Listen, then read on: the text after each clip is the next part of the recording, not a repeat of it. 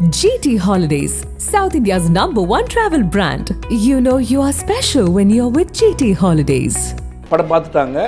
UA certificate ப்ரொடியூசரும் வந்து accept பண்ணிக்கிட்டார். ஒரு member என்ன பண்ணியிருக்காரு, இல்லை இதில் வந்து அப்ஜெக்ஷனபிள் இதெல்லாம் இருக்குது, அதை வந்து அவர் ஒரு கம்ப்ளைண்ட்டாக எழுதி மும்பையில் இருக்கிற சேர்மனுக்கு அனுப்பிட்டார். அதுக்கு பின்னாடி என்னவா இருக்கும்னு பார்க்குறீங்க சார்? இந்த கேஸில் ஜெனுவின் நான் நம்பலை. பொலிட்டிக்கல் பார்ட்டி ஆள் தான் அவர். வாஜ்பாய் டைமில் நான் இருந்தேன், பிஜேபி ஆட்கள் தான் இருந்தாங்க. அப்பாயின்ட் பண்ணதில் வந்து மெச்சூர் மெம்பர்ஸ் இருந்தாங்க. கோர்ட்டு, தேர்தல் கமிஷனு, சிபிஐ, இன்கம் டேக்ஸ் எல்லாமே இண்டிபெண்டன்ட் ஏஜென்சிஸ் தான். ஆனால் அரசியலோ இல்லை வந்து வேறு எதுவும் வரவே முடியாது, நீங்கள் இன்ஃப்ளூயன்ஸ் பண்ண முடியாது. ரைட் பண்ணி அதெல்லாம் தரவா பண்ணி ஒரு ஃபைல் உருவாக்கிடுவாங்க. அதை எக்ஸிக்யூட் பண்றதுக்கு வந்து அவங்களுக்கு இண்டிபெண்டன்ஸ் கிடையாது. பாஜகவுக்கு ஆதரவாக இருக்கக்கூடிய படங்கள்லாம் சென்சார் போர்டில் வந்து அந்த அளவுக்கு ஸ்ட்ரிக்டாக பார்க்கறது இல்லை. ஆமா, கரெக்ட். இது இதனுடைய கான்வர்ஸ், அது இதனுடைய அப்படியே ஆப்போசிட். அது இந்த ஜனநாயகன் படத்திற்கு அடுத்த சிக்கல் எப்படி இருக்கும், என்னவா இருக்கும்? ஹைகோர்ட்டுக்கு போனது வந்து ரொம்ப ப்ரீமெச்சூர் நான் நினைக்கிறேன். பராசக்தி அந்த கிளவரா பண்ணியிருக்காங்க. அவங்க டெல்லிக்கு அகேன்ஸ்டா இருக்குது, பல விஷயங்கள் வந்து பொலிட்டிக்கலா இருக்கு. ஈஸியில் போய் சப்மிட் பண்ணாங்க, அவங்க கட்சி கொடுத்தாங்க. அதுக்குள்ளேயும் இவங்க புரிஞ்சுக்கிட்டாங்க, அதுக்கு ஆப்ஷன் அவங்க வச்சிருந்தாங்க. அதை போட்டு படத்தை ரிலீஸ் பண்ணிட்டாங்க. அவங்களுடைய லட்சியம் படத்தை ரிலீஸ் பண்ணணும். இதோட அதிகமான கான்ட்ரவர்சி அது இருக்கு. பார்க்க போனால் ஜனநாயகத்தில் அவ்வளோ கான்ட்ரவர்சி இருக்குது சான்ஸ் ரொம்ப கம்மி. ரிவைஸ் கமிட்டி போயிட்டு அங்கே உங்களுக்கு ரிஜெக்ஷன் ஆச்சு, ஹைகோர்ட்டுக்கு போகலான்னு ப்ரொவிஷன் இருக்கு. நீங்கள் என்ன பண்ணீங்க, அதை ப்ரீமெச்சூர் ஆக்கி அது எந்த கோர்ட்டுக்கு போனாலும் செல்லுபடியாகாது.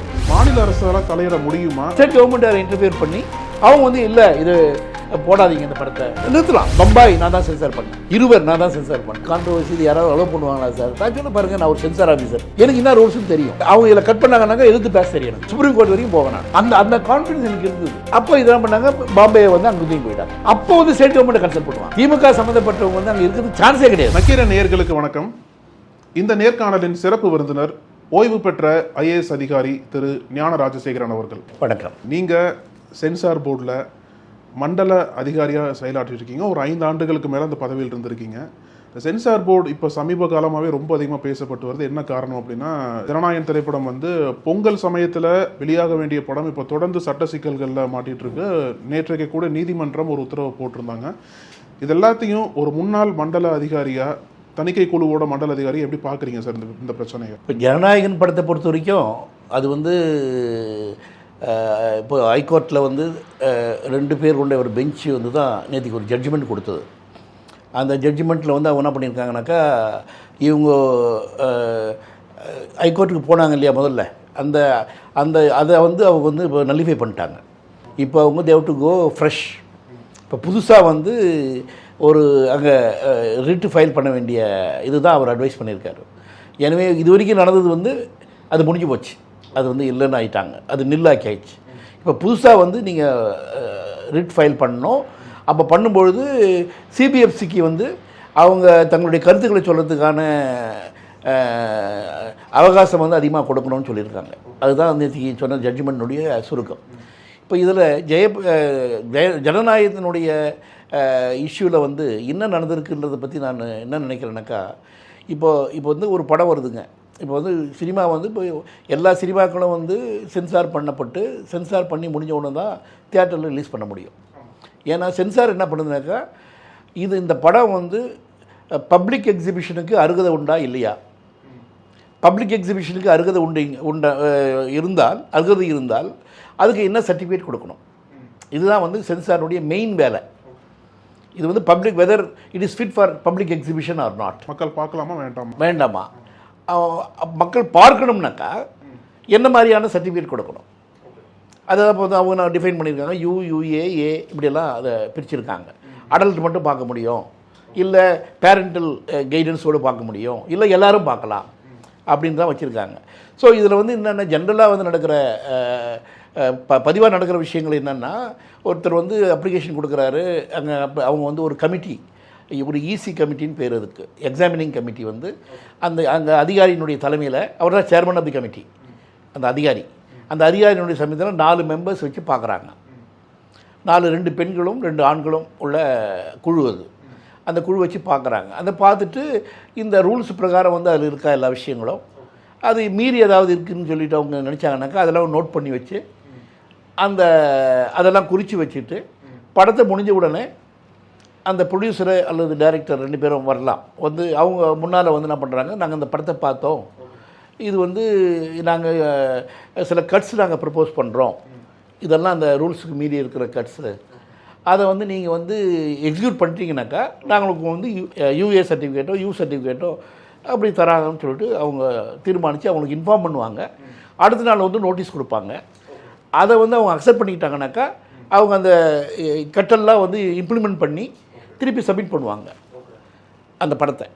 அதை அக்செப்ட் பண்ணி அவங்க சர்டிஃபிகேட் கொடுப்பாங்க. இதுதான் வந்து ப்ரொசீஜர். இப்போ இதில் வந்து என்ன நடந்திருக்குனாக்கா, ஜனநாயகம் படத்தில் என்ன நடந்திருக்குன்னா, இந்த ஃபஸ்ட் ஸ்டேஜ் நடந்து போச்சு. படம் பார்த்துட்டாங்க, யூஏ சர்டிஃபிகேட்டு வந்து ப்ரப்போஸ் பண்ணியிருக்காங்க, அதுக்கு கட்ஸ் எல்லாம் அவங்க சொல்லியிருக்காங்க. ஸோ 20 கட்டம் நம்ம சொல்லியிருக்காங்க. இதை வந்து அந்த ப்ரொடியூசரும் வந்து அக்செப்ட் பண்ணிக்கிட்டார். அது அந்த அக்செப்ட் பண்ணிக்கிட்டு என்ன பண்ணியிருக்காரு, போய் அதெல்லாம் கரெக்ட் பண்ணி அதெல்லாம் கட் பண்ணிவிட்டு கட் பண்ணப்பட்ட படத்தை வந்து அவங்க சப்மிட் பண்ணணும். ஓகே, மறுபடியும் பார்க்குறது. ஆமாம், அவங்க அது ஒரு மெம்பர் தான் பார்ப்பாங்க. அந்த ஒரு மெம்பர் அதில் வந்து என்ன பண்ணுவாங்கனாக்கா, ஒரு டெசிக்னேட்டட் மெம்பர் என்ன பண்ணுவாங்க, அதை பார்த்துட்டு இந்த சொன்ன கட்ஸ் எல்லாம் அவங்க இம்ப்ளிமெண்ட் பண்ணியிருக்காங்களா இன்னும் வெரிஃபை பண்ணிவிட்டு அதை அவங்க அதை அப்ரூவ் பண்ணிட்டாங்கனாக்கா அவர் அதிகாரி வந்து சர்டிஃபிகேட் கொடுப்பார். இதுதான் ப்ரொசீஜர் சார். முதல்ல வந்து 5 பேர் பார்ப்பாங்க, அப்புறம் அந்த கட்டெல்லாம் பண்ணதுக்கப்புறம் ஒருத்தர் மட்டும் தான் பார்ப்பாங்க. ஆமாம், அவர் சும்மா இதை வெரிஃபை பண்ணுறது. நம்ம கொடுத்துருக்கிற கட்டெல்லாம் வந்து அவங்க செஞ்சுருக்காங்களான்னு வெரிஃபை பண்ணுவார், அவ்வளோதான். அப்போது இது இந்த படத்தில் என்ன நடந்திருக்குனாக்கா, அது வரைக்கும் நடந்துருச்சு, சப்மிட் பண்ணிட்டாங்க.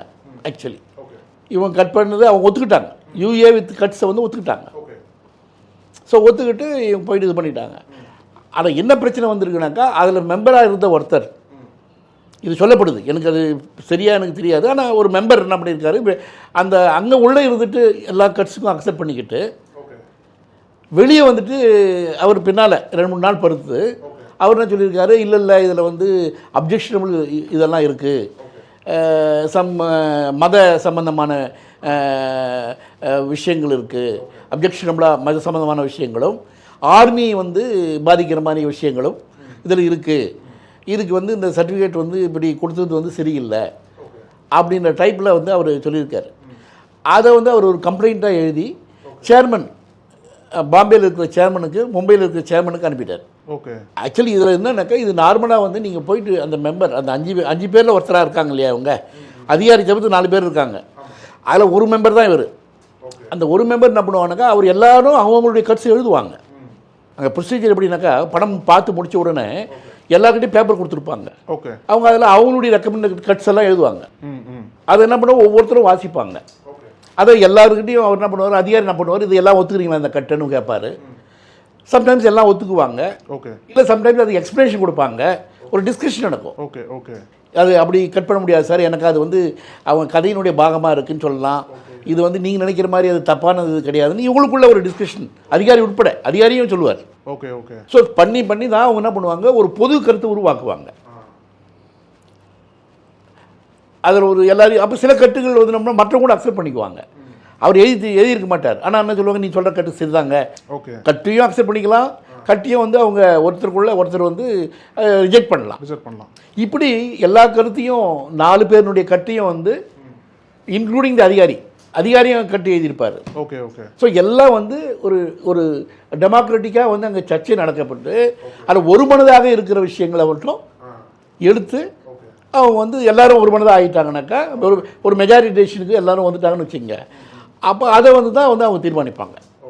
பட் அதில் நம்ம ரூல்ஸில் வந்து ஒரு இடம் இருக்குது. அதாவது வந்து ஒரு மெம்பருக்கு வந்து இல்லை நான் ஒத்துக்க மாட்டேன், நான் சொல்கிற கட்டை வந்து நீங்கள் எல்லாம் ஒத்துக்கணும், இல்லைன்னா நான் வந்து அப்ஜெக்ட் பண்ணுறேன், அது டிசென்ட். ஓகே. ஓகே. அதுக்கு ப்ரொவிஷன் இருக்குது சென்சாரில். அவர் என்ன பண்ண, கடைசியில் என்ன பண்ணுவாங்க, இவங்க எல்லாம் வந்து அவங்க இந்த கட்ஸ் எல்லாம் எழுதி அவங்க என்ன பண்ணுவாங்க, இந்த பொதுவாக இந்த கட்டுகள்லாம் எழுதி அவங்க கையெழுத்து போட்டு தரணும். அந்த ஒரு அவங்க அங்கே இருக்கிற ஷீட்டில் அதுக்கு ஒரு ப்ரிஸ்கிரைப்டு ஃபார்ம் இருக்குது. அந்த ஃபார்மில் இவர் அப்படி ஏதாவது அப்ஜெக்ஷன் இருந்தால் இவர் டிசென்ட் நோட் எழுதலாம். நான் இந்த கட்டுக்கெல்லாம் ஒத்துக்கிறேன், பட்டு இந்த கட்டை வந்து நீங்கள் ஏற்காததுனால, இந்த கமிட்டி ஏற்காததுனால நான் என்னுடைய டிசென்ட்டை பதிவு செய்கிறேன் அப்படின்னு அவருக்கு ரைட் இருக்குது. அப்போ இந்த ஆள் அந்த ரைட்டை எக்ஸசைஸ் பண்ணல. ஓகே. ஓகே. அந்த ரைட் இருக்குது, எழுதி தரலாம். அதை வச்சுக்கிட்டு அவர் அதிகாரி நான் நினைக்கிறானாக்கா, அது முக்கியமானதாக இருந்தால், எல்லாரும் ஒரு மனதாக ஆகிட்டு கூட இது முக்கியமானதாக இருந்தால் என்ன பண்ணுவார்னாக்கா, இவர் சேர்மனுக்கு இதை பேசுவார், சேர்மனுக்கு அனுப்பி இப்படி ஒருத்தர் எழுதியிருக்காருங்க, பட் நான் நினைக்கிறேன் இதில் ஒரு பாயிண்ட் இருக்குது, இதை கிளியர் பண்ணது நல்லது நான் நினைக்கிறேன், அதான் உங்களுக்கு நான் பண்ணியிருக்கேன்னு சொல்லிட்டு எழுதலாம். அவர் சிபிஎஃப்சி சேர்மன் வந்து இல்லை அது வந்து பெரிய விஷயம் இல்லை, அது வந்து அதை ஓவர் ரூல் பண்ணலாம் அப்படின்னு அவரும் சொல்லலாம், இல்லை அது ஓவர் பண்ணக்கூடாது அப்படின்னு சொல்லலாம். எல்லாத்துக்கும் ப்ரொபோஷன் இருக்குது. பட் இங்கே வந்து இவங்க எல்லாமே யுனானிமஸாக அக்செப்ட் பண்ண பிறகு அப்படி ஒரு டிசென்ட்டுக்கு வழியே கிடையாதுங்க இல்லையா? இதில் நடந்த ஒரு தவறு என்னன்னாக்கா அதான் எல்லோரும் யுனானிமஸாக அக்செப்ட் பண்ணிக்கிட்டு அவங்கள ப்ரொடியூசரையும் கூப்பிட்டு இதுதான் ஃபைனல்னு சொல்லிட்டு பிறகு அது முடிஞ்சு போயிடுது. அந்த ப்ராசஸ் முடிஞ்சிடுது.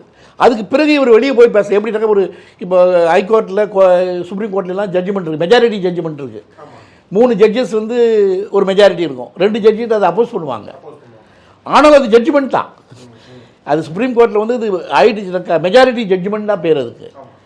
அது இவர் ஒரு அப்டேட் பண்ணியிருக்காரு, அது ஜட்ஜி வெளியே போயிட்டு இல்லை இது வந்து தப்பு இதுன்னு சொல்ல முடியாது. ஜுடிஷியல் ப்ராசஸ் மாதிரி தான் இது. ஓகே. ஸோ அப்படி இருக்கு. அதுதான் என்ன பண்ணாங்க இந்த அம்மா ஃபஸ்ட்டு சிங்கிள் ஜட்ஜி அவங்க இந்த பாயிண்ட்டை தான் அவங்க பாயிண்ட் அவுட் பண்ணி இவங்க சர்டிஃபிகேட் கொடுக்காட்டியோ இதனுடைய தீர்மானம் முடிவாகிவிட்டது. ஒரு ஜட்ஜ்மெண்ட் மாதிரி அவங்க முடிவாயிடுச்சு. யூஏ வித் கட்ஸ் அப்படின்றது தீர்மானம் ஆயிடுச்சு. அப்போ அதுக்கு பிறகு வந்து நடந்தது வந்து சரியில்லை அப்படின்றது அந்த அம்மானுடைய தீர்ப்பாக இருந்தது. அதனால் சர்டிஃபிகேட் கொடுங்க அப்படின்னு அவங்க கொடுத்துட்டாங்க. அதுதான் அந்த அம்மானுடைய வாதம். பட் ஆனால் டெக்னிக்கலி பார்த்தீங்கன்னாக்கா வந்து என்னன்னாக்கா இவர் இந்த மெம்பர் வந்து வெளியே வந்து ஒரு கம்ப்ளைண்ட் பண்ணாருன்றது ஒன்று. அப்படி கம்ப்ளைண்ட் பண்ணாட்டி கூட அந்த சேர்மன் இருக்கார் இல்லையா சிபிஎஃப்சி, அவருக்கு வந்து பவர்ஸ் இருக்குது. தாமாகவோ சுயமாகவோ அல்லது வேறு ஏதாவது கம்ப்ளைண்ட் வந்தாலோ அதை பார்த்துட்டோ அவர் வந்து இந்த ப்ராசஸ் வந்து எங்கேயும் நிறுத்தலாம். அவர் சுகமோட்டாவும் உள்ள வரலாம். இந்த சர்டிஃபிகேட் ப்ராசஸ் வந்து நடந்து கொண்டு இருக்கும் பொழுது அந்த சர்டிஃபிகேட் கொடுக்கறதுக்கு முன்னால் வரைக்கும் அவர் வந்து இன்டர்ஃபியர் பண்ணி அவர் அந்த ஆங்கிளில் பார்த்தீங்கன்னாக்கா அவர் இது வந்து இல்லை இது வந்து ரிவைசிங் கமிட்டிக்கு அனுப்பணும் அப்படின்னு அவர் ஒரு தீர்மானம் எடுக்கிறது வந்து வெல் வித்தின் பவர்ஸ் தான். ஆனால் நார்மலாக இது எடுக்கிறது கிடையாது. நான் 1000 பணம் சென்சார் பண்ணேன், இப்படி வந்து ஒன்று நடந்ததே கிடையாது. ஸோ அதனால் அது வந்து அதனுடைய ஒரு இதுவரையும் நடக்காத ஒரு விஷயம்னு சொல்லலாமே தவிர, ஆனால் பவர்ஸ் நீங்கள் கொஸ்டின் பண்ணிங்கனாக்கா அவருக்கு பவர்ஸ் இருக்குது. நீங்கள் சொல்கிறத பார்த்தா சார், இப்போது ஜனநாயகன் படத்தை முதல்ல இருக்கக்கூடிய சென்சார் மெம்பர்ஸ் எல்லாம் பார்த்துடுறாங்க, பார்த்துட்டு யூபிஏ சொல்கிறாங்க, கட்ஸும் சொல்கிறாங்க, அதை தயார் பண்ணணும்னு ஏற்றுக்கிட்டதுக்கு அப்புறம் அங்கே வந்து எல்லாம் யுனானிமஸாக அக்ரி பண்ணிட்டாங்க. அதுக்கப்புறம் அதில் இருக்கக்கூடிய ஒரு குறிப்பிட்ட நபர் வந்து வெளியில் வந்து சேர்பர்சனுக்கு லெட்டர் அனுப்புகிறாங்க. அப்போ இந்த நபர் எதற்காக மாற்றி ஒரு முடிவு எடுக்கணும், அதுக்கு பின்னாடி என்னவா இருக்குன்னு பார்க்குறீங்க சார்? அப்போ இல்லை அது வந்து என்னவோ இருக்கலாம், எனக்கு அது வந்து ஜென்யூனாகவும் இருக்கலாம். இந்த கேஸில் ஜென்யூன் நான் நம்பலை. இந்த கேஸில் வந்து எனக்கு அவர் ஒரு பொலிட்டிக்கல் பார்ட்டி ஆள் தான் அவர். இப்போ எல்லாமே அதில் இன்றைக்கி இருக்கிற ஒரு அவலம் என்னன்னாக்கா, முன்னால் நாங்கள்லாம் நான் இருந்த பொழுதெல்லாம் வந்து ஒரு 25% ஆஃப் மெம்பர்ஸ் வந்து ரொம்ப நல்ல மெம்பர்ஸாக இருந்தாங்க. இத்தனைக்கும் பார்ட்டியிலேருந்து வந்தால் கூட அதெல்லாம் மெச்சூர்டு, அதாவது பார்ட்டியில் வந்து ரொம்ப நல்ல எக்ஸ்பீரியன்ஸ் உள்ள மெம்பர்ஸ் வந்தாங்கன்னு வச்சுங்க, அவங்க மெச்சூரிட்டியாக பார்ப்பாங்க. ஒரு சினிமாவை வந்து மெச்சூரிட்டியாக பார்க்குறதுன்னு ஒன்று இருக்குது இல்லையா? அதனால் வந்து இப்போ வாஜ்பாய் டைமில் நான் இருந்தேன், பிஜேபி ஆட்கள் தான் இருந்தாங்க, பிஜேபி ஆட்களும் இருந்தாங்க. அப்போ அவங்க வந்து ரொம்ப மெச்சூர்ட் மெம்பர்ஸ் கண்டிப்பாக அந்த அப்பாயிண்ட் பண்ணதில் வந்து மெச்சூர்ட் மெம்பர்ஸ் இருந்தாங்க. ஓகே. ஸோ எங்களுக்கு என்னன்னாக்கா இந்த ஆஃபீஸருக்கு இருக்கிற ஒரு டிஸ்கஷன் என்னன்னாக்கா, அங்கே அதாவது 80 மெம்பர்ஸ் இருப்பாங்க, 80 மெம்பர் வரைக்கும் இருப்பாங்க. அதில் அந்த ஒவ்வொரு படத்துக்கும் இந்த படத்தை வந்து ஜட்ஜ்மெண்ட் பண்ணுறதுக்கு யார் சரியாக இருப்பாங்க அப்படின்னு அந்த 80 மெம்பரில் 4 பேர் நாங்கள் செலக்ட் பண்ணலாம். அந்த உரிமை வந்து ஆஃபீஸருக்கு தான் இருக்குது. எந்த 4 பேரையும் செலக்ட் பண்ணலாம். அப்போ நாங்கள் என்ன பண்ணுவோம்னாக்கா, இந்த போல் ஒரு படம் வருது, பொலிட்டிக்கலி ஓவர்லோடு ஒரு படம் வருது, இதில் கான்ட்ரவர்சிஸ் வராத மாதிரி நம்ம வந்து ஜட்ஜ் பண்ணோன்னாக்கா மெச்சூர்டு பீப்புள் நம்ம கூப்பிடணும் அப்படின்னு அந்த 80 பேரில் வந்து மெச்சூர்டு பீப்புளை நம்ம கூப்பிடுவோம். பட் இன்றைக்கி வந்து நான் இப்போ வச்சுட்டாக்கா அந்த மெச்சூர்டு பீப்புள் அவங்க பார்ட்டிலேயே நான் ஆயிடுச்சுனாக்கா ரொம்ப ரொம்ப அடிமட்ட தொண்டர்களை அவங்க அனுப்புகிறாங்க மெம்பர்ஸாக. எனக்கு அவங்களுக்கு வேறு எதுவும் கொடுக்க முடியாது, சரி போ எல்லாம் சென்சாருக்கு போங்கன்னு சொல்லி அனுப்பிடுறாங்க. அவங்களுக்கு இதை பற்றி வந்து ஒரு நாலேஜ் ரொம்ப இல்லை. அவங்க என்ன நினைக்கிறாங்க, சினிமா பார்க்குற மாதிரி நினச்சிக்கிறாங்க. நான் ரஜினிகாந்த் படத்தை பார்க்குறேன், நான் கமல்ஹாசன் படத்தை பார்க்குறேன், நான் விஜய் படத்தை பார்க்குறேன் அப்படின்னு நினச்சிட்டு அவங்க சென்சாரை பற்றி ரொம்ப பாமரத்தனமான ஒப்பீனியன் தான் அவங்கக்கிட்ட இருக்குது. ஒரு ஃபேன் பாயாக மாறிடுறாங்க அங்கே. ஆமாம், அது மட்டும் இல்லைங்க, அது வந்து அங்கே வந்து நீங்கள் பண்ண அது ஒரு குவாசி ஜுடிஷியல் ஃபங்க்ஷன். நீங்கள் ஒரு ஆக்டை வச்சுக்கிட்டு நீங்கள் இம்ப்ளிமெண்ட் பண்ணுறீங்க ஒரு ஜட்ஜி மாதிரி. அப்போ எவ்வளோ கவனம் வேணும், விஸ்டம் வேணும். சில பேருக்கு இருக்கலாம், ஈவன் சாதாரண மெம்பர்ஸு கூட வந்து பை ப்ராக்டிஸ் சமயத்தில் இருக்கலாம், சொல்ல முடியாது. ஆனால் பெரும்பாலான மெம்பர்ஸ் வந்து இன்றைக்கி வந்து அவங்க எந்த பார்ட்டியில் வந்தாங்களோ அவங்க பார்ட்டி என்ன நினைக்கிறத பற்றின்னு நினைக்கிற மாதிரியான மெம்பர்ஸ் வந்துட்டாங்கன்னு வச்சுங்க, நீங்கள் ஒன்றும் பண்ண முடியாது. அப்படிப்பட்ட ஒரு மெம்பராக தான் இருக்கும்னு நான் நினைக்கிறேன். சார், அப்போ இந்த இஷ்யூவில் வந்து ஜனநாயகன் பட விவகாரம் வந்து அரசியல் ஆக்கப்படுது அப்படின்னா அரசியல் ஆக்குறது பாஜகன்னு தான் பேசுகிறாங்க. அதை பற்றி நீங்கள் என்ன சார் நினைக்கிறீங்க? இது வந்து என்னை பொறுத்த வரைக்கும் வந்து என்னென்னாக்கா, இப்போ இது இவங்ககிட்டையும் தவறுகள் இருக்குது. அதாவது இப்போ இந்த தயாரிப்பாளர்கள் சைட்லேயும் ஒரு தவறு இருக்குது நான் நினைக்கிறது. என்னென்னா, இந்த படத்தை வந்து ஃபஸ்ட்டு வந்து அந்த பொங்கல் டேட்டை வந்து அனௌன்ஸ் பண்ணிவிட்டு ஏதோ ஒரு 9th டேட் அனௌன்ஸ் பண்ணாங்க அவங்க. அன்றைக்கி வந்து இது வருது, இது பாரு இந்த மாதிரியான வருது, இதுதான் வந்து இவருடைய என்ட்ரி, பொலிட்டிக்கல் என்ட்ரிக்கான படம், இதில் பல விஷயங்கள் வச்சுருக்கோம், அவருடைய கருத்துக்கள்லாம் அதில் உள்ள வருது, இப்படி தான் அவங்க வந்து பயங்கரமாக வந்து இவருடைய ரசிகர்கள் வந்து இவங்களும் அதுக்கு காரணம். இப்படி ஒரு பாப்புலர் பண்ணுறது.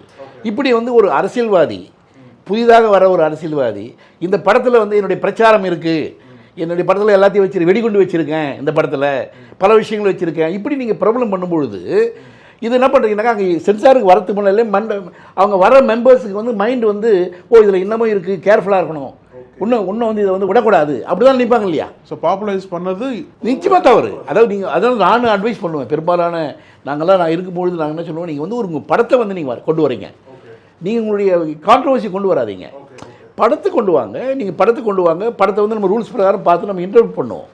அது ஏதாவது நீங்கள் வந்து அப்ஜெக்ஷன் இருந்தால் நீங்கள் அங்கே ஃபைட் பண்ணுங்கள், ஃபைட் பண்ணி உங்களுடைய சைடு நியாயத்தை சொல்லுங்கள். அப்படி அதை வந்து நாங்கள் எங்களை கன்வின்ஸ் பண்ணுங்கள், அது குவைட்டாக பண்ணுங்கள். எல்லாமே நீ வந்து பொலிட்டிக்கலாக நீங்கள் அதை யூஸ் பண்ணணும்னு பார்க்குறீங்க. சினிமா வந்து ஒரு பொலிட்டிக்கல் ப்ராபகண்டாக நீங்கள் யூஸ் பண்ணுறதை வந்து அது மக்கள் முன்னால் அறிவிச்சிருக்கீங்க. அப்போ அது வந்து பொலிட்டிக்கல் ப்ராபகண்டாவாக தானே வரும். அப்போ பொலிட்டிக்கலாக வந்து இப்போ என்ன தான் நம்ம பேசினாலும் அரசாங்கம்ன்றது வந்து அது ஒரு பொலிட்டிக்கல் பார்ட்டியினுடைய அரசாங்கம் தான். நீங்கள் பொலிட்டிக்கல் ப்ராபகண்டா நீங்கள் பண்ணுறதுக்காக வந்திருக்கீங்க. அப்போ அவங்க அதே மாதிரி பார்ப்பாங்கன்னு நம்ம சொல்ல முடியுமா? ஆனால் இங்கே தான் சார் இப்போ சென்சார் போர்டோட அந்த இண்டிபெண்டன்சி வந்து கேள்விக்குள்ள இல்லைங்க. எந்த இண்டிபெண்டன்சி இருக்கட்டும், எந்த இண்டிபெண்ட்டாக கருவிகள் இருந்தால் கூட அது ஃபைனலி வந்து என்னன்னாக்கா நீங்கள் வா இதுக்கு வா அப்படின்னும் பொழுது அவங்க வந்து அவங்களுடைய இதெல்லாம் கொண்டு தானே வரும். அதனால் எல்லாமே இண்டிபெண்ட் ஏஜென்சிஸ் தான். ஆனால் அந்த இண்டிபெண்ட் ஏஜென்சிஸ்க்கு ஒரு லிமிட் இருக்குது. அதாவது வந்து இன்றைக்கி வந்து பொறுத்த வரைக்கும் இப்போ பாருங்கள், இப்போ கோர்ட்டு, தேர்தல் கமிஷனு, என்ன சிபிஐ, இன்கம் டேக்ஸ் எல்லாமே இண்டிபெண்ட் ஏஜென்சிஸ் தான். ஆனால் அது வந்து இண்டிபெண்ட்டாகவும் செயல்படுறாங்க. ஆனால் அதுக்காக வந்து நீங்கள் ரூல் அவுட்டே பண்ண முடியாது. அதாவது இதில் வந்து யாருமே வெளி அரசியலோ இல்லை வந்து வேறு எதுவும் வரவே முடியாது, நீங்கள் இன்ஃப்ளூயன்ஸ் பண்ண முடியாது. ஆனால் இப்போ எப்படின்னாக்கா அது ஒரு இதில் இந்தியன் சிஸ்டத்தில் இருக்கிற பெரிய வருத்தம் என்னென்னா, அதாவது இவங்க செயல்படுறது நல்லா செயல்பட்டாலும் அந்த நல்லா செயல்படுறதை பயன்படுத்திக்கிறாங்க அவங்க அரசியல்வாதிகள் வந்துங்க. எல்லாருமே இதில் வந்து ஒரு பர்டிகுலர் குரூப்புன்னு கிடையாது. இப்போ அவங்க இன்கம் டேக்ஸில் என்ன பண்ணுவாங்கனாக்கா, இப்போ அவங்க பாட்டுக்கு இங்கே ஒரு இடத்துல இருக்குனாக்கா அவங்க ரைட் பண்ணுவாங்க, ரைட் பண்ணி அதெல்லாம் தரவா பண்ணி ஒரு ஃபைல் உருவாக்கிடுவாங்க. ஸோ நீங்கள் தான் அது பண்ணவருன்னு வச்சுங்க, உங்களுடைய பேரில் ஒரு ஃபைல் இருக்கும். அந்த ஃபைல் மேலே டெசிஷன் எடுக்கிறது இருக்கு இல்லையா, ஃபைனல் டெசிஷன், அதை வந்து என்ன பண்ணுவாங்க, அத்தாரிட்டிக்கு சப்மிட் பண்ணுவாங்க. அவங்க அது மேலே ஒன்றுமே எடுக்கிறது கிடையாது இன்னும் வச்சுக்கோங்க. இவங்க மேலே தப்பு கிடையாது, இன்கம் டேக்ஸ் மேலே தப்பு கிடையாது. அது எடுக்கிற டெசிஷன் வந்து அவங்க என்ன பண்ணுறாங்க, தாமதமாக்குறாங்க. அதை வச்சுட்டு அவங்க வந்து அவங்களுடைய அரசியலுக்கு யூஸ் பண்ணிக்கிறாங்க. அதை பாரு, இங்கே உன் மேலே ஒரு ஃபைல் இருக்குது, நீ ஒரு தவறு பண்ணியிருக்கேன், ஒன்று என்கிட்ட வரையா, நான் சொல்கிற மாதிரி செய்கிறியா, இல்லை நான் இதை ஆக்ஷன் எடுக்கட்டுமா. ஸோ இதில் வந்து நீங்கள் வந்து ஏஜென்சி இண்டிபெண்ட்டாக இருக்கிறதுனால நன்மை கிடையாது. அதை எக்ஸிக்யூட் பண்ணுறதுக்கு வந்து அவங்களுக்கு இண்டிபெண்டன்ஸ் கிடையாது. ஏன்னா எல்லா இடத்துலையும் ஒரு பொலிட்டிக்கல் அத்தாரிட்டி தான் டாப்பில் உட்காந்துருக்காங்க, ஒரு மினிஸ்டர் அப்படி தானே அவங்க தானே உட்காந்துருக்காங்க, அதிகாரிகள் இல்லை அந்த பொசிஷனில். இந்த சிஸ்டமே இந்த டாட்டனம் சிஸ்டம்னு பேர் இருக்குது. அதாவது வெஸ்ட்மின்ஸ்டர் மாடல், பிரிட்டிஷனுடைய சிஸ்டம். இந்த சிஸ்டத்தில் வந்து இந்த ஃபைனல் கால் யார்கிட்ட இருக்குனாக்கா அரசியல்வாதிகள் தான் இருக்குது. அதனால் இண்டிபெண்ட் ஏஜென்சிஸ்ன்னு சொன்னால் கூட அது வந்து கடைசியில் வந்து பொலிட்டிக்கல் அத்தாரிட்டிஸ் தான் வந்து அதை கண்ட்ரோல் பண்ணுறாங்க. ஸோ அதில் வந்து கண்டிப்பாக வந்து பொலிட்டிக்கல் இன்டர்ஃபரன்ஸுக்கான ஸ்கோப் ரொம்ப அதிகமாக இருக்குது. அதில் ஒன்றும் அது வந்து எவ்வளோ பண்ணுறாங்க, அதிகமாக பண்ணுறாங்களா குறைவாக பண்ணுறாங்களா இல்லாமல் இருக்கான ஒன்று சொல்லாமே தவிர, ஆனால் பண்ணுறதுக்கான ஸ்கோப் அங்கே இருக்குது. அதில் இது மாதிரி ஒரு படம் ஜனநாயகன் மாதிரி பொலிட்டிக்கல் ப்ராபகண்டாக்காகவே வரேன் அப்படின்னு சொல்லிட்டு வரும்பொழுது அவருடைய எதிரிகளோ அவர் இது வேண்டாம், இப்படி இவரை நம்ம கண்ட்ரோலில் கொண்டாடணும்னு நினைக்கிற ஒரு அரசியல் சக்தி இவர் இவ்வளோ ஓப்பனாக வந்து நான் அதுக்கு தான் வரணும் பொழுது அவங்க வான்னு சொல்லிட்டு பண்ணதில் அப்படி தானே இருக்கும். நான் அதனால தான் இது வந்து ஆக்சுவலி என்னன்னாக்கா இவங்க வந்து இந்த படத்தினுடைய ரெண்டாவது இந்த படம்லாம் வந்து அப்படி ஒன்றும் இந்த படங்கள்லாம் கிடையாது, பெரிய ஆர்ட் ஃபில்மோ இல்லை வந்து ஒரு நல்ல ஜனங்களுக்கான உன்னத கருத்துக்கள் சொல்கிறது, உரிமைகளை சொல்கிறது அப்படிப்பட்ட படங்கள் இல்லை. இது வந்து ஒரு பொலிட்டிக்கல் மசாலா, ஒரு மசாலா, அதாவது வந்து ஒரு ஓவர் இது பண்ணி சொல்கிற ஒரு மசாலா படம் தானே. ஸோ மசாலா படத்துக்கு வந்து நீ வந்து கமர்ஷியல் ஆங்கிள் ஒன்று தான் இருக்குது, இதில் வேறு ஒன்றுமே கிடையாது. ஸோ அப்படி இருக்கும்பொழுது நீங்கள் வந்து நீங்கள் அடக்கி வாசித்து இருக்கணும்னு தான் நான் நினைக்கிறேன். இந்த கேஸில் வந்து நீங்கள் ஜனநாயக படம் வந்து ஒரு எப்படி மற்ற படங்கள் வர மாதிரி நீங்கள் 150 கோடி பண்ணியிருக்கலாம், 350 கோடி பண்ணியிருக்கலாம், படம் தான் அது. ஒரு சினிமான்றது ஒரு சினிமா படம், அது நீங்கள் 1 கோடியில் எடுத்திருந்தாலும் படம் தான், நீங்கள் 100 கோடியில் எடுத்தாலும் படம். ஸோ நீங்கள் வந்து அதை வந்து இது மாதிரிலாம் ஒரு பெரிய இது பண்ணாமல் நீங்கள் வந்து ஒரு சாதாரண படமாக நீங்கள் சப்மிட் பண்ணியிருந்தீங்கன்னாக்கா இந்த பப்ளிசிட்டி இல்லாமல் இருந்தால் ஈவன் பொலிட்டிக்கல் அத்தாரிட்டி கூட இதுக்கிட்ட வர்றதுக்கு சான்ஸ் இல்லை. நீங்கள் இந்த ஓவர் பப்ளிசிட்டி பண்ணும்பொழுது அது பொலிட்டிக்கல் அத்தாரிட்டிக்கு எல்லாமே தெரியுது. ஆனால் இப்போ எல்லா படங்களும் பப்ளிசிட்டி பண்ணுறாங்கல்ல சார், எல்லா social media publicity for the ஃபில்முக்கு ஒன்றும் தப்பு கிடையாது. ஓகே ஓகே, நீங்கள் அவங்களுக்கு வந்து வியாபாரம் நடக்குனாங்க நல்லா பப்ளிசிட்டி பண்ணணும், அந்த பப்ளிசிட்டிக்கு ஒன்றும் பிரச்சனை கிடையாது. இப்போ ஒரு படம் வருது, பெரிய ஸ்டார் வருதுன்றது அது அந்த தவிர நான் சொல்லலை, இது பொலிட்டிக்கல் ப்ராபகண்டாவை சொல்கிறேன் நான்.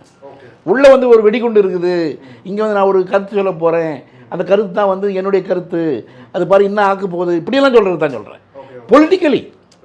நீங்கள் மற்ற படம் வந்து இப்போ ரஜினிகாந்த் படமெல்லாம் வருது, எவ்வளோ இப்போ ஹைப் பண்ணுறாங்க, பயங்கர ஹைப் பண்ணுறாங்க.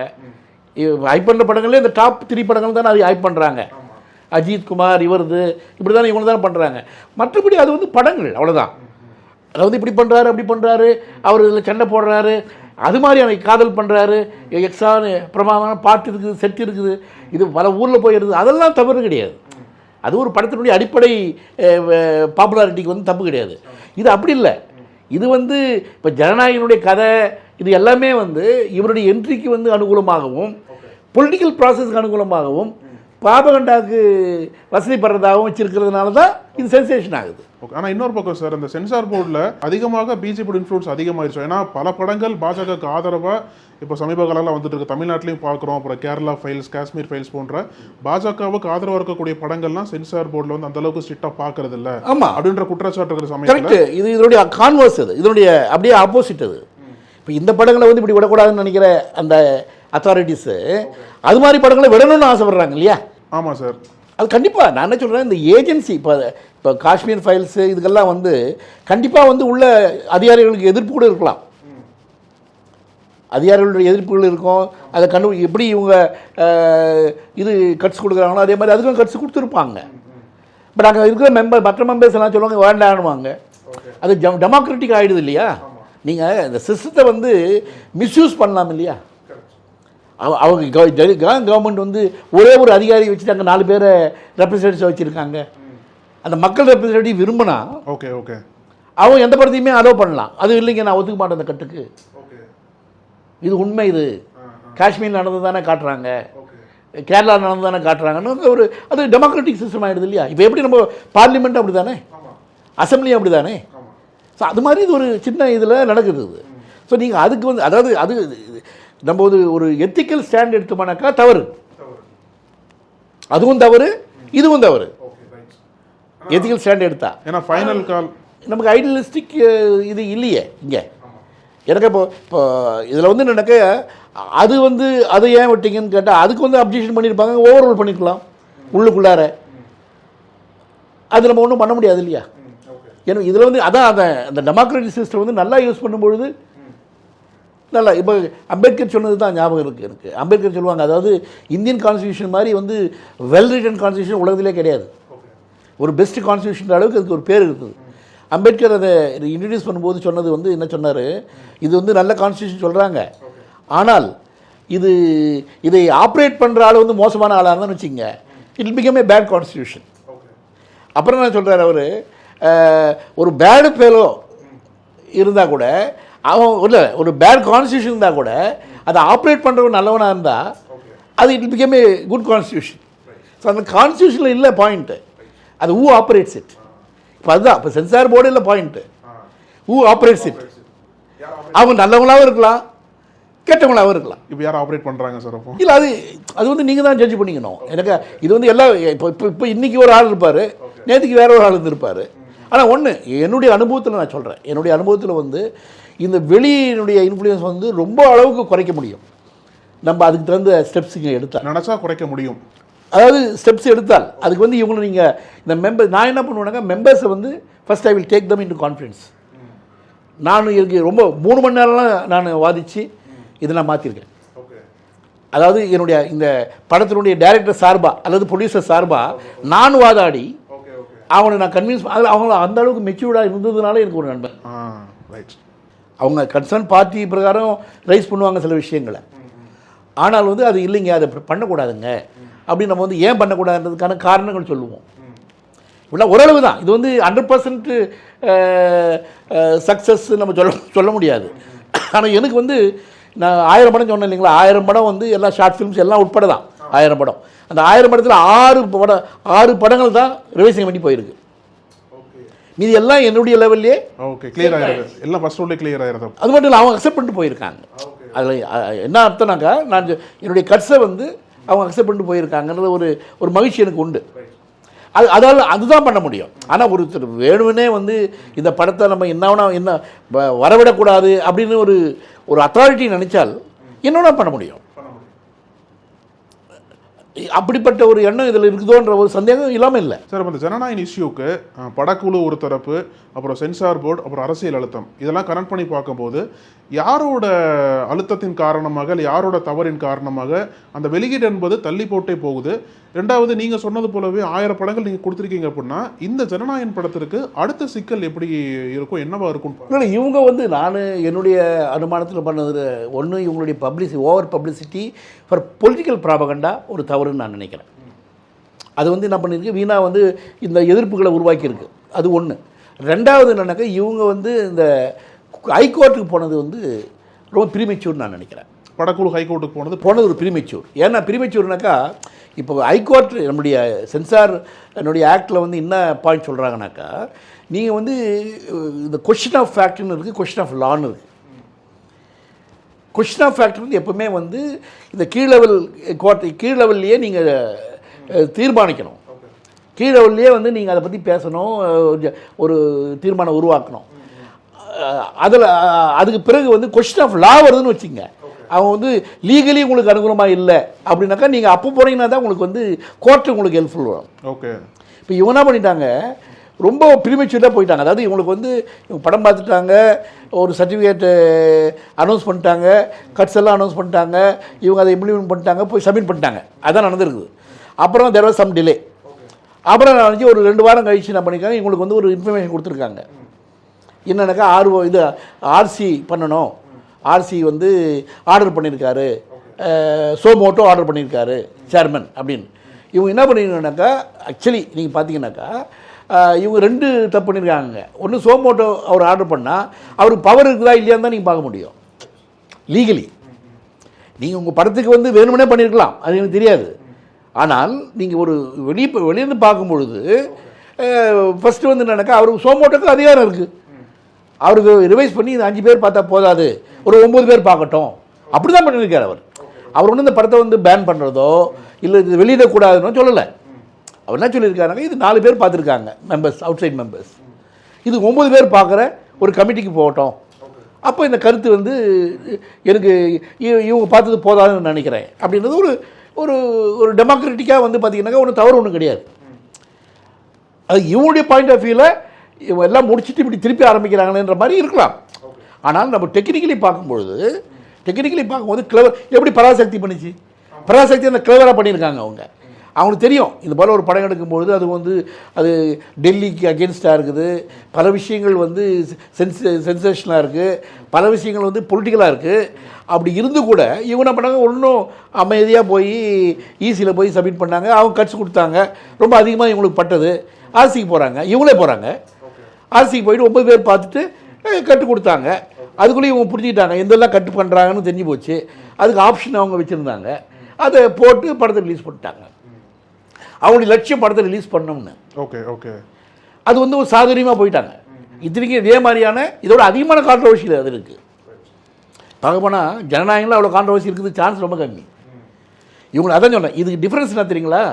இந்த அவங்களுடைய ஓவர் பப்ளிசிட்டி ஃபார் பாலிடிக்ஸ், அதான் வேற ஒன்றும் கிடையாது.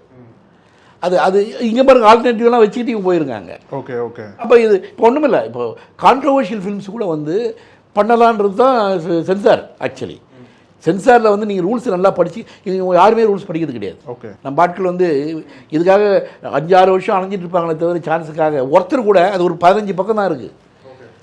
அந்த 15 பக்கத்தை படித்து ஒரு தரவு மைண்டில் வந்து ஏற்றிக்கிட்டாங்கனாக்கா, ஏன்னா எல்லாமே இன்றைக்கி வர டேரக்டர்ஸ் எல்லாம் வந்து படிக்காதவங்க கிடையாது. எல்லாமே வந்து ஒரு டிகிரி அளவுக்கு அந்த ரேஞ்சில் தான் இருக்காங்க எல்லாமே. அப்படி இருக்கும்போது நீங்கள் வரப்போகிற ஒரு இண்டஸ்ட்ரி ஒரே ஒரு கவர்மெண்ட் கூட சம்மந்தப்பட்ட ஒரே டிபார்ட்மெண்ட் வந்து சென்சார் தான். சினிமாக்காரங்களுக்கு ஃபஸ்ட்டு இனிஷியலாக வந்து கவர்மெண்ட்டு, இங்கே ஸ்டேட் கவர்மெண்ட், சென்ட்ரல் கவர்மெண்ட்டு, அப்புறம் ஸ்டேட் கவர்மெண்ட்டு ரிலீஸ். அப்போது இது ரெண்டும் வந்து இந்த அவங்க ரிலீஸ் பண்ணுறதுக்கு அவங்க எதனா பண்ணலாம், பிரச்சனை பண்ணலாம். பட் இவங்க வந்து நீங்கள் படம் வெளிவரத்துக்கு இவங்க தான் மெயின்.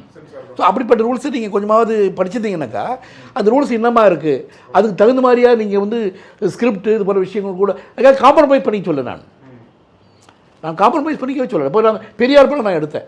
எல்லோரும் எனக்கு அட்வைஸ் பண்ணாங்க, என்ன சார் பெரியார் போய் கான்ட்ரவர்சி இது யாராவது அலோவ் பண்ணுவாங்களா சார் அப்படி இப்படின்னு சொல்லிட்டு ஒரே இதுவாக இருந்தது. நான் சொன்ன பாருங்கள், நான் ஒரு சென்சார் ஆஃபீஸர், நான் இருந்துட்டு தான் நான் இப்போ அது வெளியே வந்துட்டு இப்போ நான் படம் பண்ணுறேன்.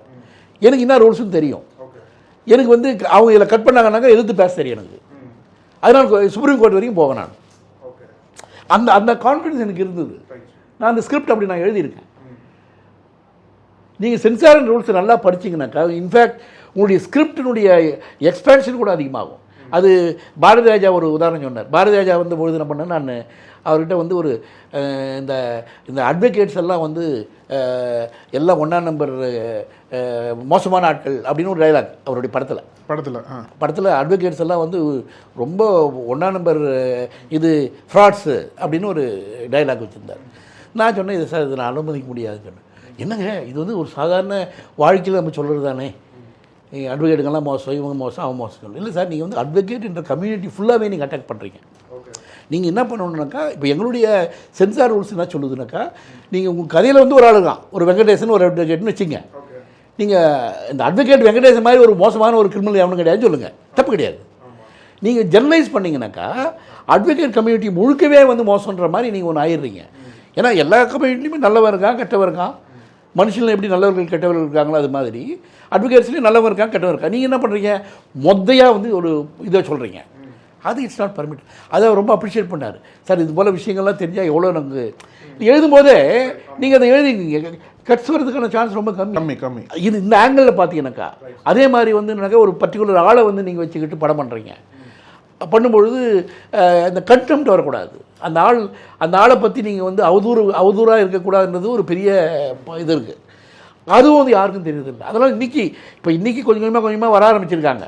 இது முன்னால் வந்து நமக்கு தெரியாது. அதெல்லாம் ஃபாரின்லாம் ரொம்ப ஸ்ட்ரிக்ட். இதெல்லாம் அவன் பாட்டுக்கு ஒரு கேஸ் போட்டான்னாக்கா நீங்கள் லைஃப் லாங்காக நீங்கள் அதை கட்டவே முடியாது, போய் ஜெயிலில் தான் இருக்கணும் உங்களுக்கு சாதாரண படத்தை எடுத்ததுக்கு. சார், அந்த ஜனநாயகன் படம் சென்சாருக்கு வந்துட்டாங்க, ஆனால் ஏதோ ஒரு வகையில் சட்டச்சிக்கல் இருப்பு இருக்குது. இப்போ அந்த படக்குழு இல்லை, நான் அந்த பாயிண்ட் நான் முடிச்சிடுறேன். அதாவது என்ன பிரச்சனைன்றது, அதாவது இவங்க போனாங்க இல்லையா, போயிட்டாங்க.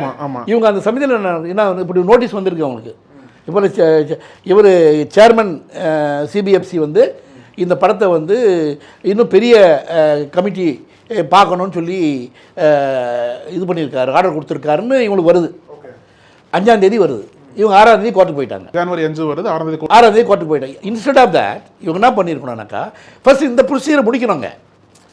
5ஆம் தேதி வந்துட்டு 6ஆம் தேதி என்ன பண்ணிக்கணும், ரிவைசிங் கமிட்டி நாங்கள் ஒத்துக்கணும் சார், நீங்கள் போடுங்க சார் ரிவைசிங் கமிட்டின்னு. அது ஒரு 10-15 நாளில் போடணும், ஒரு 20 நாள் மேக்ஸிமம். இவங்க அப்போ போய் போட்டிருந்தாங்கன்னா இவங்களுக்கு மேலே ஒரு கோவம் இருக்காதுன்னு நினைக்கிறேன். அப்போ சாதாரண அவங்க எப்படி உடனே வச்சுட்டாங்க இல்லையா, பராசக்திக்கு நாங்கள் இல்லை சார் இது அக்செப்ட் பண்ணிக்கலனாக்கா உடனே வச்சுட்டாங்க. அவங்க ஒருவோட பட ரிலீஸ் டேட் ரொம்ப நெருக்கமாக இருக்குங்க. ரிலீஸ் டேட்டுன்றது வந்து அங்கே இன்னொரு இவங்களுடைய அறியாமை. ரிலீஸ் டேட் வந்து நீங்கள் வச்சுக்கிறீங்க. ஆக்சுவலி அதை வந்து இப்போ நீங்கள் போயிட்டு நீங்கள் ஒரு ஆர்டிஓ ஆஃபீஸுக்கு போகிறீங்கன்னு வச்சுங்க, நீங்கள் உங்களுடைய கெப்பாசிட்டி நீங்கள் வந்து ட்ரைனிங் ஏதாவது டிரைவிங் தெரியுமா தெரியாதான்றது தான் அவன் ஜட்ஜ் பண்ணுறான். இப்போ நீங்கள்னா போனிட்டு சார் இது எனக்கு இன்றைக்கே ஈவினிங் வேணும் சார் அப்படின்னு நீங்கள் கேட்டு உண்மையாகவே நீங்கள் நல்ல எக்ஸ்ட்ரானரி டிரைவராக இருந்து நீங்கள் காட்டி அவனை இம்ப்ரெஸ் பண்ணி நீங்கள் வாங்கிடலாம். நீங்கள் உங்களுக்கு சரியாக டிரைவிங் தெரியலைன்னு வச்சுங்க, நீங்கள் வந்து அன்றைக்கி வாங்க முடியாது. அவன் இல்லை நீ தப்பு இன்னும் கொஞ்சம் போயிட்டு வா, அது எவ்வளோ நாள் நமக்கு தெரியாது, நீ ஒன்று வா அப்ளை பண்ணிட்டு வா அப்போ தான் நம்ம தருவான்ற. அது மாதிரி தான் அதெல்லாம். இது சர்டிஃபிகேஷன் ப்ராசஸ்ன்றது வந்து யூ கேனாட் டிக்டேட். அந்த டேட்டு வந்து அதாவது என்ன பண்ணுவானாக்கா இங்கே இண்டஸ்ட்ரியிலேயே நாம் அது. இப்போ எல்லோரும் என்ன பண்ணுவாங்க, படம் எடுத்துகிட்டு வரவங்க வந்து இந்த சர்டிஃபிகேட்டுக்கு வந்து படம் போடுவோம், பார்த்துட்டு உடனே நாங்கள் கட்ஸ் எல்லாம் கொடுப்போம். அப்போ அவங்க கேட்பாங்க சார் அனௌன்ஸ் பண்ணிக்கலாமா சார்னு கேட்பாங்க. நீங்கள் அனௌன்ஸ் பண்ணிக்கலாம், இந்த மற்ற ப்ரொசீஜர்லாம் ஃபாலோ பண்ணோம். ஓகே ஓகே அதுக்காக நீங்கள் வெயிட் பண்ண வேண்டியதில்லை. எனக்கு இவங்க வந்து வியாழக்கிழமை புதன்கிழமையெல்லாம் வந்திருக்காங்க நான் என் காலத்தில். இப்போ அது என்ன பண்ணிட்டாங்க, ஒரு கியூ மாதிரி பண்ணிட்டாங்க. இவங்களுக்கு தட்கலில் தான் போயிருக்காங்க. முன்னால் ஒரு கியூ மாதிரி இப்போ பண்ணி அது ஆனால் இப்போ இல்லை. நாங்கள் என்ன பண்ணுவாங்க, யார் உடனே ரிலீஸ்க்கு தேவையோ அவங்களுக்கு ஹெல்ப் பண்ணுற மாதிரி நாங்கள் கொஞ்சம் சீக்கிரமாக பண்ணி அவங்களுக்கு நாங்கள் ஹெல்ப் பண்ணியிருக்கோம் இண்டஸ்ட்ரியில். ஏன்னா அதை வந்து மற்றவங்க வந்து நிதானமாக கூட வருவாங்க. இவங்க வந்து இவ்வளோ ரூபா போட்டு பண்ணுறாங்க, அவங்களுக்கு வந்து நம்ம ஒரு ப்ரிஃபரன்ஸ் கொடுப்போன்றதுக்காக அவங்கள அஃபெக்ட் பண்ணாத அவங்கள கேட்போம். உங்களுக்கு என்ன நான் இந்த இதில் இந்த 9ஆம் ரிலீஸ் பண்ணுறீங்களான்னு கேட்போம். இல்லை சார் எங்களுக்கு அது பிறகு தான்னாக்கா அவங்க ஒத்துக்குவாங்க. மேலே இருக்கவங்கள கன்சல்ட் பண்ணிவிட்டு இவங்களுக்கு ஒரு ப்ரிஃபரன்ஸ் கொடுப்போம். அப்படி தான் நாங்கள் பண்ணோம் ஆக்சுவலி எங்கள் காலத்தில். ஓகே ஆனால் நீங்கள் ப்ரிய டேட்டு போட்டுட்டு நீங்கள் வந்து 9ஆம் தேதி அப்படி சொல்லி ஒரு டிக்கெட்டாக கூட விற்றுருக்காங்க. அதெல்லாம் வந்து ரொம்ப என்ன பொறுத்து. அப்போ என்ன இருந்தாக்கா you dictate terms with the censor board. அதை எந்த ஏஜென்சியும் அக்செப்ட் பண்ணிக்காது.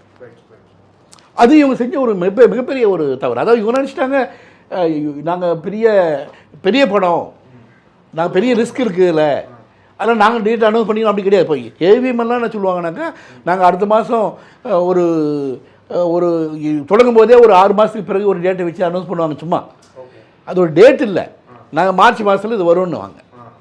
அந்த டேட் எக்ஸாக்ட் டேட் அனௌன்ஸ் பண்ணுறது சர்டிஃபிகேஷனுக்கு பிறகு தான். அதுதான் வந்து வழக்கம். ஆனால் தீபாவளின்னு சொல்லுவாங்க, தீபாவளிக்கு வந்து நாங்கள் இந்த படத்தை கொண்டாடலான்னு இருக்கோம் சார்னு சொல்லுவாங்க. தீபாவளின்னு இவ்வளோ சில அட்வைஸ் பண்ணிட்டு ஒரு பண்ணிக்குவாங்க. ஆனால் டேட்டு மட்டும் அனௌன்ஸ் பண்ண மாட்டாங்க.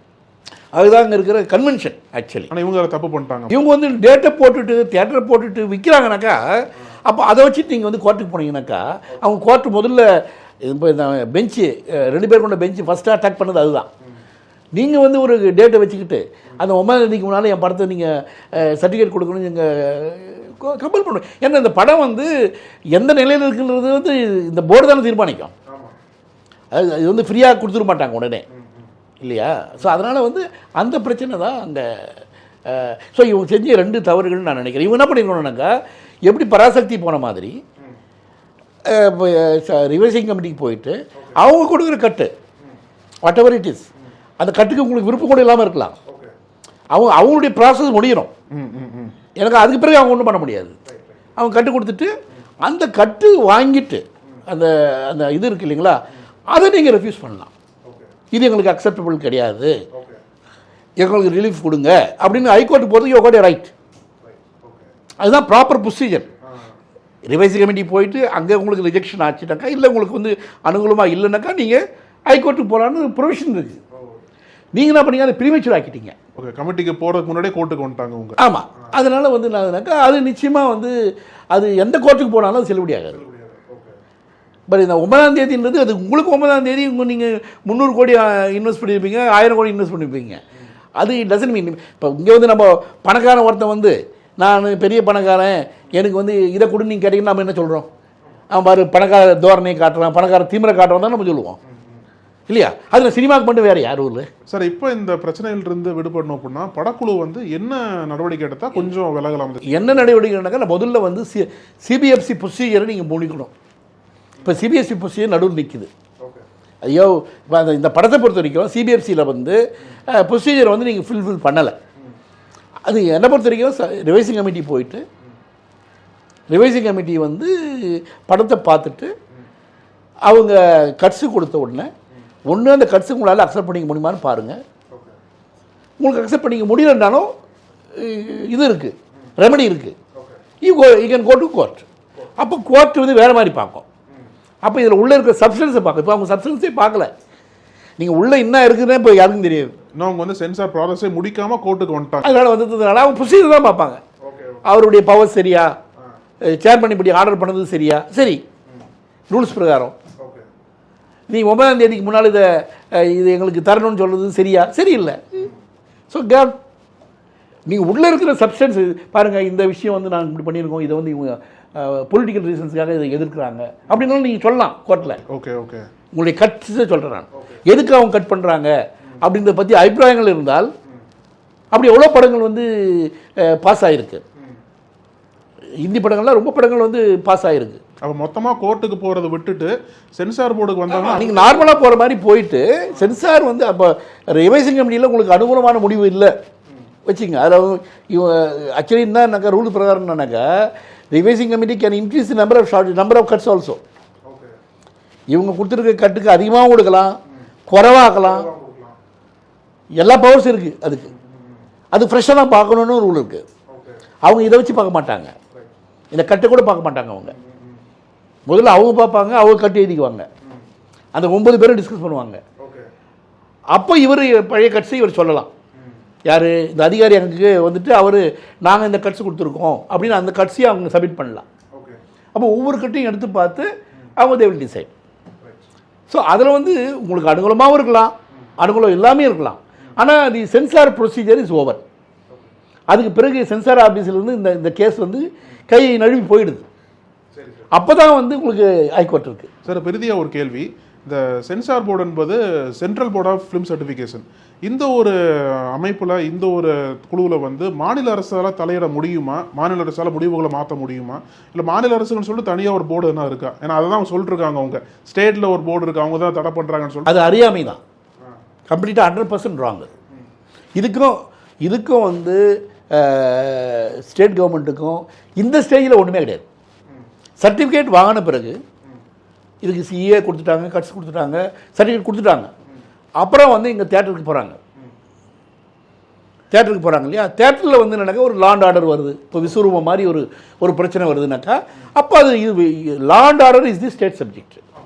அப்போ தான் ஸ்டேட் கவர்மெண்ட் அதை இன்டர்ஃபியர் பண்ணி அவங்க வந்து இல்லை இது போடாதீங்க, இந்த படத்தை நிறுத்தலாம், எனக்கு லாண்ட் ஆர்டரை கருதி அப்போ ஏதாவது அவங்கள கூப்பிட்டு பேசி ஒரு இது, அப்போ இந்த கவர்மெண்ட் கூட பேசி அப்போ தான் அது வர முடியுமே தவிர இந்த சென்சார் நடக்கிற சமயத்திலையோ சென்சார் ப்ராசஸ்லையோ ஸ்டேட் கவர்மெண்ட்டுடைய ரோல் வந்து நில், ஜீரோ, ஒன்றும் கிடையாது. சில சமயத்தில் இப்போ நான் இப்போ இதில் பம்பாய் நான் தான் சென்சார் பண்ணேன், இருவர் நான் தான் சென்சார் பண்ணேன். ஸோ பம்பாய் சென்சார் பண்ணும்போது நான் என்ன சொன்னேன்னாக்கா, நான் தான் என்னுடைய ரிப்போர்ட் தான், நான் என்ன சொன்னேன்னாக்கா இந்த படம் வந்து பம்பாயில் நடந்த ஒரு இன்சிடெண்ட்டை வச்சு இவங்க தமிழ் எடுத்திருக்காங்க.